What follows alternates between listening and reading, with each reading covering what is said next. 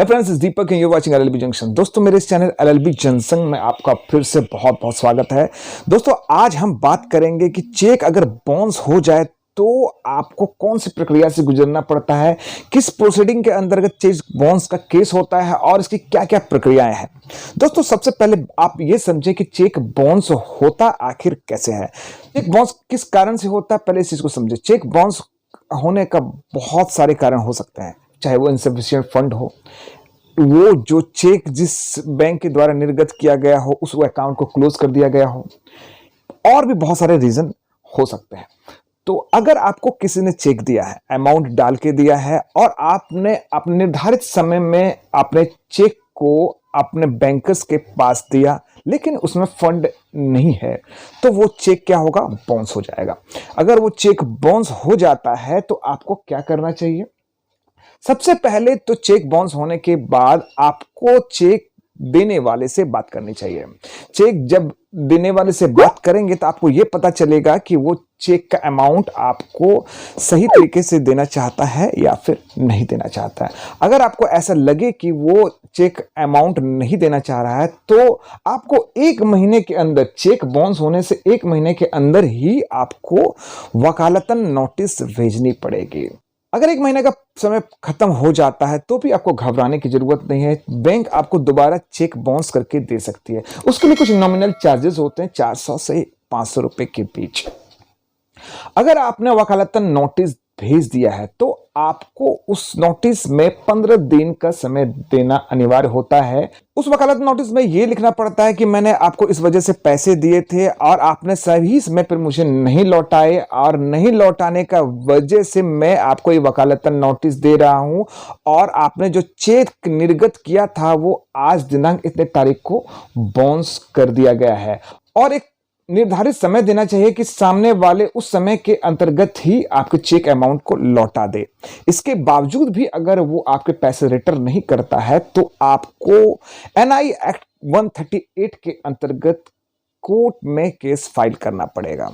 उसके लिए भी एक निर्धारित समय सीमा तय की गई है, यानी जिस दिन से आपने वकालतन नोटिस भेजा है उस दिन से 15 दिन का इंतजार आपको करना पड़ेगा। अगर 15 दिन के अंतर्गत वो जवाब देता है या आपके पैसे रिटर्न कर जाता है तो ये मामला वहीं खत्म हो जाता है। अगर 15 दिन के अंदर वो मैटर नहीं खत्म होता है तो आप उस दिन से 15 दिन के बाद 1 महीने के अंतर्गत आप कोर्ट में एनआई एक्ट 138 के अंतर्गत केस दाखिल कर सकते हैं।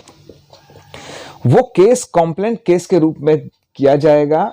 उस कंप्लेंट केस में यह लिखा होता है कि कंप्लेनेंट कौन है, आपने किसके विरुद्ध वो केस फाइल किया है, आपके सपोर्ट में कौन कौन से गवाह हैं, आपने कब पैसा दिया था, कब ये घटना घटी थी, कौन से जगह पे घटना घटी थी, क्या ये परिवार जो आपने कोर्ट के अंतर्गत लाइक किया है उसके जुरिडिक्शन के अंतर्गत आता है या नहीं आता है। इसके अलावा नोटिस के बारे में मेंशन करना पड़ता है, और आपको यह भी बताना जरूरी है कि किस परिस्थिति में आपने उन्हें पैसा दिया था और उन्होंने आपको चेक निर्गत किया था। तो इस सारी बातों को उस परिवाद पत्र में लिखना पड़ता है, और ये परिवाद पत्र के अंतर्गत आपको अब उसके ऑफेंस के बारे में भी बताना जरूरी होता है, और उसको आपको ऑथराइज्ड करके आपके लॉयर को देना पड़ता है एफिडेविट के साथ। तब ये कंप्लेंट केस कोर्ट में दाखिल किया जाता है। कोर्ट में दाखिल करते ही आपका स्टेटमेंट रिकॉर्ड होगा। अब चाहे तो वो स्टेटमेंट रिकॉर्ड किया जाएगा या फिर शपथ पत्र के द्वारा उसको एक्सेप्ट किया जाएगा, लेकिन आपके सपोर्टिंग विटनेस का स्टेटमेंट रिकॉर्ड जरूर किया जाएगा। आपके सपोर्टिंग विटनेस का स्टेटमेंट रिकॉर्ड करने के बाद उसमें कॉग्निजेंस यानी संज्ञान लिया जाएगा कि ये जो आपने परिवाद पत्र लाया है वो सही मायने में सत्य है या फिर नहीं है।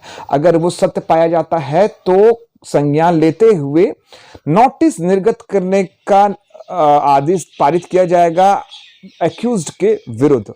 इसके बाद आपको वहां पे नोटिस कोर्ट में दाखिल करना है। कोर्ट उस पे ऑर्डर करेगी और वो नोटिस एक कोर्ट के द्वारा भेजा जाएगा। दूसरा जो है आपको स्पीड पोस्ट या रजिस्टर्ड पोस्ट के द्वारा आपको खुद से भेजना पड़ेगा।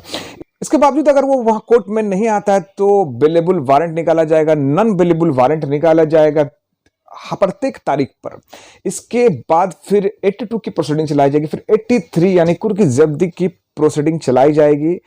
और अगर इसके बावजूद नहीं आता है तो फिर उसको एब्सकॉन्डर माना जाएगा या उसको लाल वारंटी मान लिया जाएगा, और जब भी वो पुलिस के हत्थे चढ़ेगा तो फिर उसको पकड़ लिया जाएगा। लेकिन दोस्तों ये प्रोसीडिंग की बात है। अगर कोर्ट में वो सम्मन देने के बाद वो आ जाता है तो उसको सबसे पहले तो बेल लेना पड़ेगा। बेल लेना इसमें बहुत आसान होता है क्योंकि इसमें सभी एक्यूज को बेल मिल ही जाता है। इसके बाद वो अपने शर्तों को अपने वकील के माध्यम से आपके पास रखेगा। अगर दोनों में आपसी सहमति से बातें बन गई तो आपको जल्द से जल्द पैसा मिल जाएगा। और जो एनआई एक्ट के केस की प्रोसीडिंग होती है वो बहुत ही फास्ट और रैपिड होती है। ये हाई कोर्ट और सुप्रीम कोर्ट का ही निर्देश है कि एनआई एक्ट के जितने भी प्रोसीडिंग्स हैं उसको फास्ट ट्रैक में लेके जाया जाए।